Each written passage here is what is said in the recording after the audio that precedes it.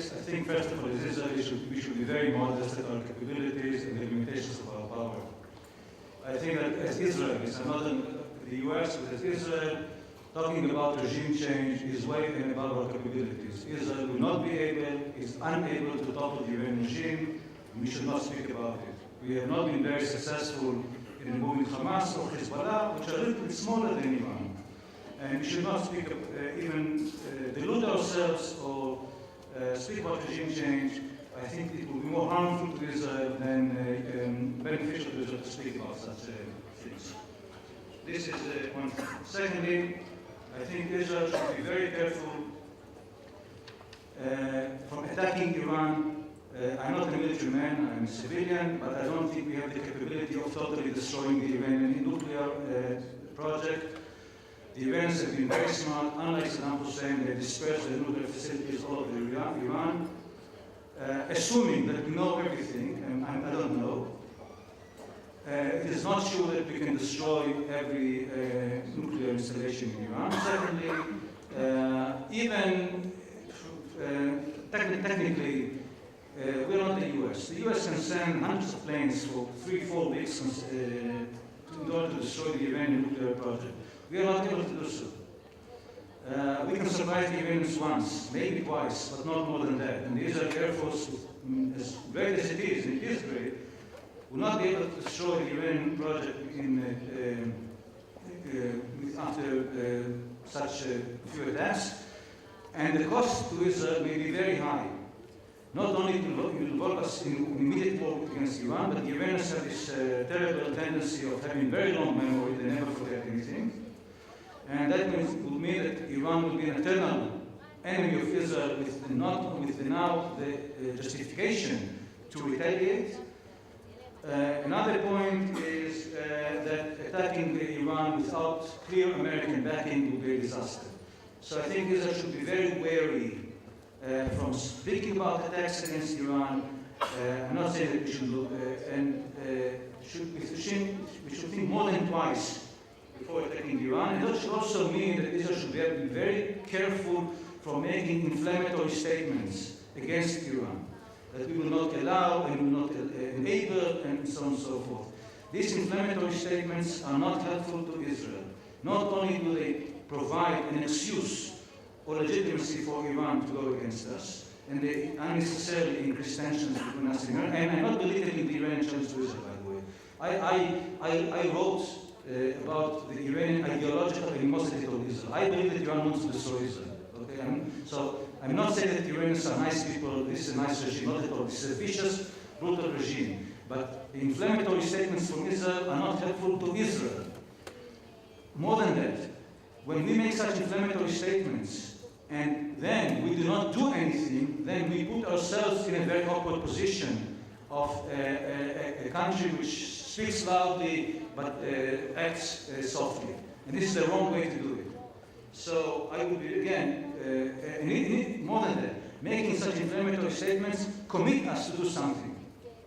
And that would then limit our rooms of maneuver, diplomatically, politically, and so on. So I think Israel should be very careful. Israeli leaders should think twice before they make such inflammatory statements against Iran.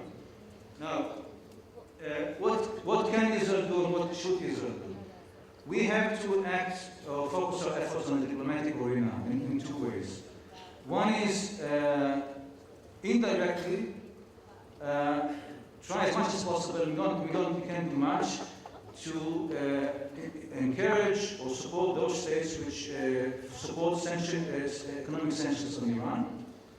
And we should also work indirectly vis-a-vis European companies, American companies, not to do business with Iran. It has been successful, partially successful in the past. There are quite a few European companies that have cancelled joint projects with the Iranians after they have been informed about the dangers, insecurity of doing business with Iran. And Israel should pursue this course. Israel should work behind the scenes in the diplomatic effort in this 5+1 to take a tougher position against Iran, even though right now There may be an agreement with Iran, which is not the best agreement. It does not solve any problem. It mostly postpones the danger, but that is better than nothing. In addition, Israel should and must maintain strategic coordination with the US. Strategic coordination with the US is an absolute necessity and first priority for Israel, which means, and here I'll be very unpleasant and political, which means it has priority over every other thing, every other diplomatic issue, which means that Israel-American alliance against Iran is more important than certain houses in the West Bank. Because this is our existence, and this is not and therefore it is absolutely, should have absolute priority.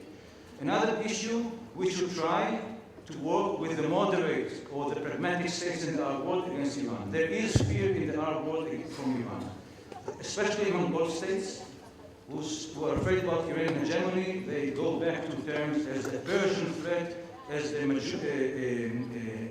call the Iranians Majus, that is the Zoroastrians, going back to almost the racist terminology, using racist terminology against the Iranians today. Israel should exploit it. Israel should try, of course, quietly, behind the scenes, not publicly, try to work with pragmatic Arab states against Iran, which means, again, that we have to pay a certain price on the Palestinian arena.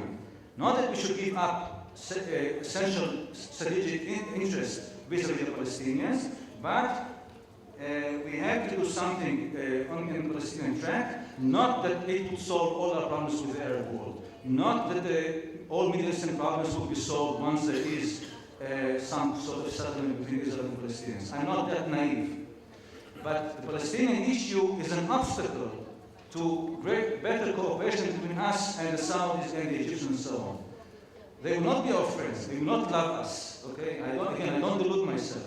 But we can just work together to some extent against the Iranians, at least to limit the Iranian track of success. And we have to remember, just to give an example, both in 2006 and the war against Gaza, both the Saudis and the Egyptians, in fact, gave us a green light to act against Iranian clients in the region. The Saudis were very happy that we attacked Hezbollah and very disappointed that we did not destroy Hezbollah.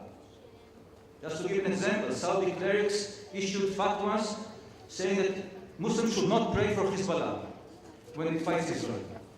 And again, the same thing with Hamas. As much as the Arab states sympathize with Palestinians, they did not care very much when we fought Hamas because they understood that Hamas is an Iranian client.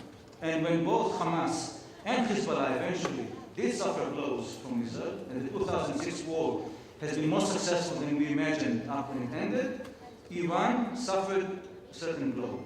And this we should also focus on our efforts on this regard.